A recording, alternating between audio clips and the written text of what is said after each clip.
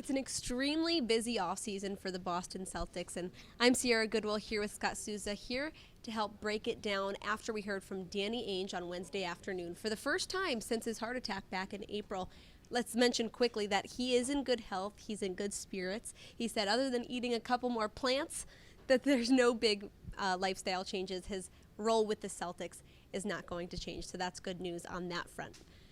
As for the offseason, there's a lot of players on this Celtics team that have decisions to make in the next couple months, and Terry Rozier is one of those people. He was very outspoken at the end of the postseason with his discontent with this organization and his role this season for the Celtics. But Danny Ainge still saying he's a big Terry Rozier fan. Yeah, I came right out, said a big Terry Rozier fan. You know, one of the things that Danny Ainge said today and has said in the past when talking about players of today is that he doesn't necessarily always approve of the way they express themselves, just as the players don't always approve probably of the way that Danny Ainge talks about them from time to time.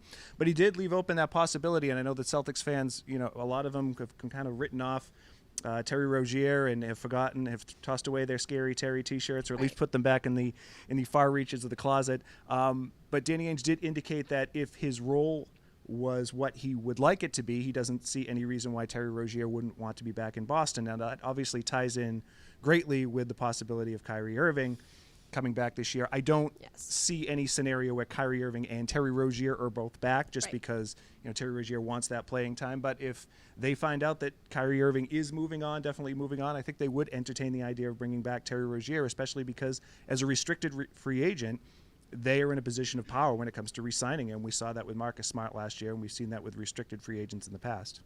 And we did make an entire video about Kyrie Irving and Ainge's comments on him. If you want to check that out, head to our YouTube channel at CLNS Media. And Ainge also said that there was a major priority this offseason is Al Horford. Obviously, restructuring his contract is of importance to the Celtics organization. And Al Horford did say after the Celtics lost to the Bucks that he does want to return to Boston. He wants to play in Boston, and he likes playing here.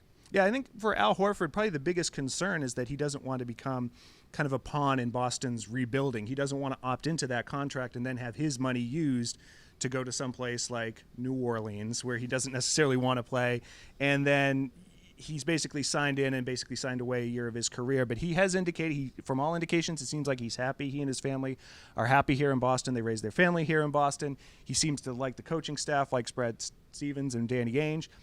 Obviously didn't like all the things that happened around this team this year, like none of us did, but he has given indications that he would like to work out something with this team, whether it be to opt in for that final year or sign some type of a long-year contract. And Danny Ainge, in one of his few insights into what he would do with a free agent, because he's usually very close to the vest, you know, did embrace the idea of working out the Al Horford contract restructuring, which makes it sound like they would be interested in a longer-term deal. Absolutely. And this segment is brought to you by betonline.ag. Head to clnsmedia.com/win. Enter promo code CLNS50 for 50% cash back on your first deposit.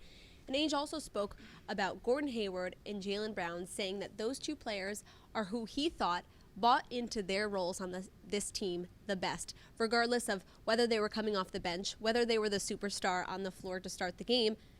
They kind of accepted what the coaching staff wanted from them the best. And he said Gordon Hayward has been excellent so far in this offseason. He's been here at the facility every single day with a team of coaching staff to make sure he's improving his game. Yeah, when it comes to Jaylen Brown, I think that's something that a lot of us kind of realized over the course of the season, that he was a guy, and for some of the friction that he had maybe with a Kyrie Irving or with a Marcus Morris or with some of the other veterans over the course of the year, that he really was the guy who understood the bigger picture and was the bigger man in a lot of these situations. So it's no surprising that Danny Ainge would point that out about Jaylen Brown. You know, Gordon Hayward came on a little bit at the end of that season, then he faded so badly in the Milwaukee series, and Danny Ainge, just as he did with Kyrie Irving, as we discussed in the other video, didn't want to put all of the team's failures on Kyrie Irving. He didn't want to put all of the team's failures on Gordon Hayward, but he was very positive about Gordon Hayward moving forward. One thing I did think that was interesting that he said at the end of his statement on Gordon Hayward was, though, kind of the qualifier at the end there, that even if he doesn't become the player that he wants to become, it won't be through lack of effort. So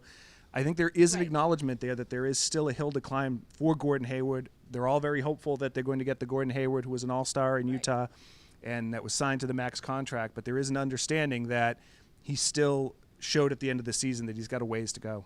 And obviously the NBA draft is right around the corner, so let's touch on that a bit. Ainge said they're bringing everyone in. There's no real theme of the type of player that the Celtics are looking for. They're looking at all sorts of shapes and sizes, in his words. How do you think the Celtics are going to attack this draft?